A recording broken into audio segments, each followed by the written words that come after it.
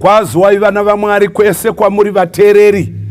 Tiri kuumirira programu yanhasi. Shoko raMwari riri kuuya kwatiri.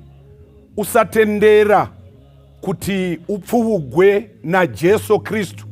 Ruponeso ndogwako pazuva ranhasi. Ndichanamata nemwi hama dzinodikamwa kwese kwamakateerera, vamwe vari muZimbabwe, vamwe kunze kwenyika.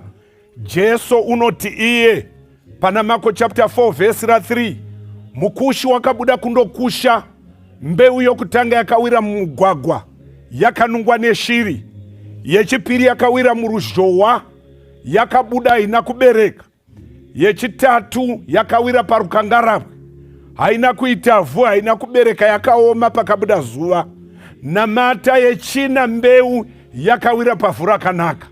Namata kuti uve ivhu rakanaka, apo shoko raMwari richauya kwauri chive chikomborero kwauri.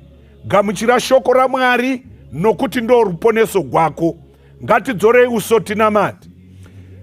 Baba vedu vari kudenga, muzita raJesu tinokutendai. Tiri vapenyu pazuva ranhasi, vamwe vafa, vamwe vari mumamochari, izvozvi takateerera shoko renyu. Matiitira nyasha Mwari, musatipfuura kana kutipotsa neshoko renyu. Tinoda kunzwa muchitaura kwatiri, tinoda kunzwa muchitiranga, tinodavo kutendevuka pazuva ranhasi. Kana matibata musatendera kutipukunyuke, nokuti munoda kutiponesa.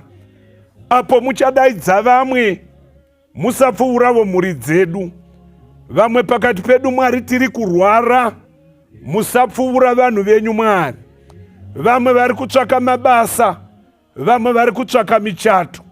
Shoko renyu parichavuya muchidaidza vanhu kuruponeso, neni musandipfuura Mwari. Munamato wedu Mwari, kutura mitoro yedu yose pazuva ranhasi. Ndimwi dombo redu, ndimwi rugare gwedu, ndimi mupi woupenyu. Pamunovuya tinowana upenyu husingaperi.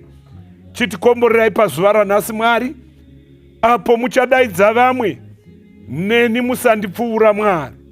Musandipfuura Mwari, musandipfuura Mwari muupenyu huno hunorema. Tenderai shoko renyu kubereka zvibereko kusvika nokusingaperi.